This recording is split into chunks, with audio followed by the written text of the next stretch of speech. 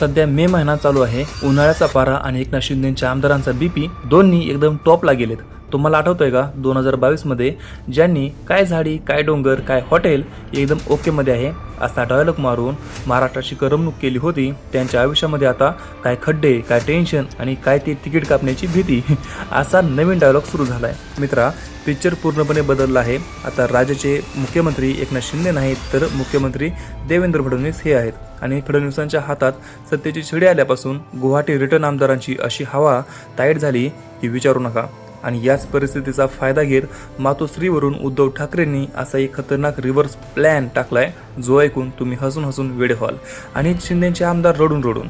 आज मंत्रालयात अशी एक आतली बातमी फुटली की जे आमदार छातीठोकपणे आम्ही स्वाभिमानी आहोत हे सांगून गेले होते त्यातले तब्बल 10 ते 12 बडे आमदार रात्री 12 वाजल्यानंतर ब्लँकेटमध्ये तोंड लपून मातोश्रीच्या मध्यस्थांना फोन लावत आहेत की हॅलो साहेब, ओळखलात का मला? इकडे लय ऊन आहे, मला परत मातोश्रीच्या सावलीमध्ये घ्या ना प्लीज. अशा लाचार ऑफर्स दिल्या जात आहेत.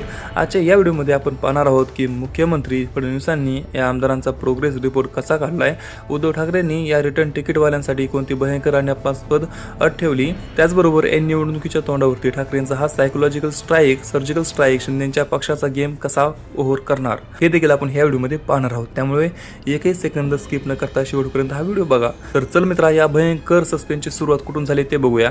जेव्हा एकनाथ शिंदे साहेब हे मुख्यमंत्री होते तेव्हा या 40 आमदारांना वाटायचं की आपणच राज्याचे राजे आहोत, तिकीट तर आपल्या बापाचं आहे, साहेब देणारच. हा त्यांचा ओव्हर कॉन्फिडन्स होता.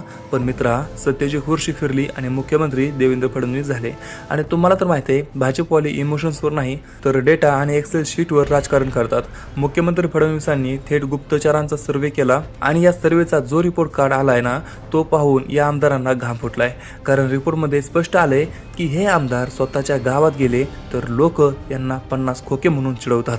यांच्यावर भयंकर नाराजी आहे. भाजपने शिंदे यांना आणि आमदारांना थेट अल्टिमेटम दिलाय, भावांनो तुमचं मेरिट 0 आहे, तुम्हाला तिकीट दिलं तर तुम्ही पडणार आणि तुमचा खर्च आम्ही करणार नाही. त्यामुळे एकतर घरी बसा नाहीतर भाजपच्या कमळ चिन्हावर निवडणूक लढा.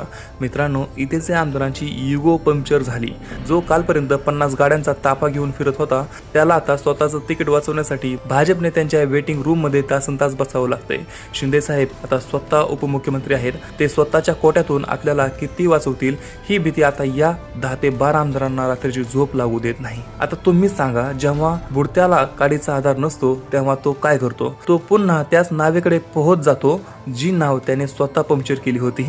सध्या राजकारणामध्ये रात्री 12 वाजले की मातोश्रीचे लँडलाईन आणि मोबाईल खणखणायला लागतात. सूत्रांनी दिलेल्या माहितीनुसार तिकीट कापलं जाण्याच्या भीतीने शिंदे गटातले 10 ते 12 आमदार नाराज आमदार आता उद्धव ठाकरेंच्या जवळपास म्हणजे जवळच्या नेत्यांना जसे मिलिंद नार्वेकर संजय राऊत यांना फोन लावत आहेत.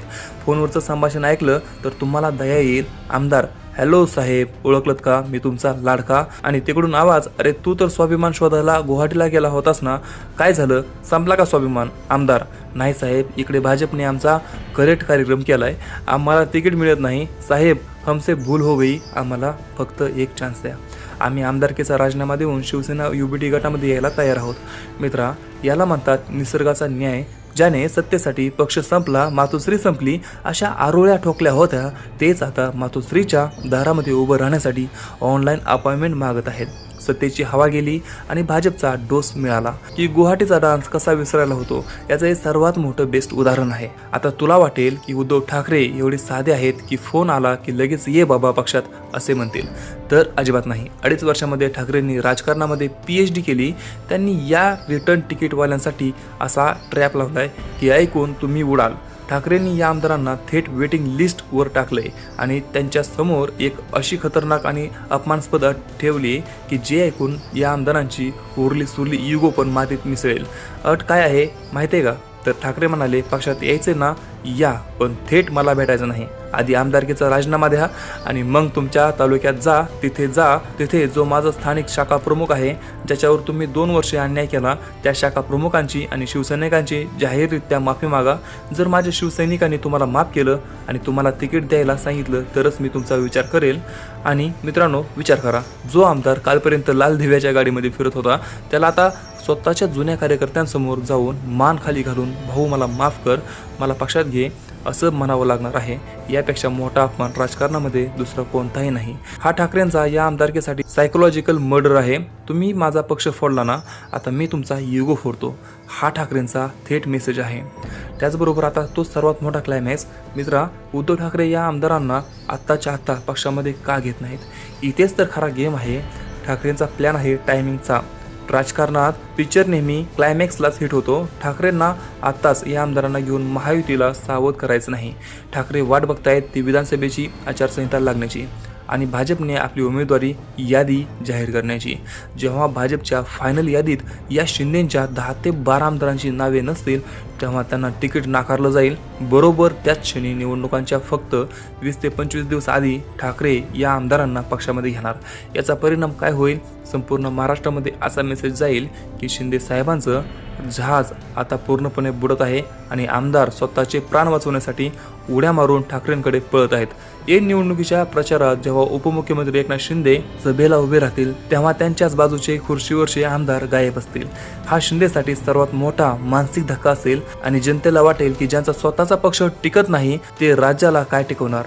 थोडक्यात सांगायचं तर 2022 मध्ये ऑपरेशन लोटसने ठाकरेंना जो सरप्राईज शॉक दिला होता, 2026च्या निवडणुकीमध्ये ठाकरे तो शॉक ऑपरेशन घर वापसीच्या नावाने व्याजा सकट परत करणार आहे. तर मित्रा, हा होता मातोश्रीचा तो खतरनाक रिव्हर्स प्लॅन आणि गुवाहाटी रिटर्न आमदारांची झालेली सर्वात मोठी फजिती. आता मला तुझ्याकडून तुझं रोखठोक मत पाहिजे. तुला काय वाटतं, जे आमदार सत्तेची मलाई खायला साहेबांना सोडून गेले होते त्यांना उद्धव ठाकरेंनी खरंच पुन्हा पक्षामध्ये घ्यायला पाहिजे का?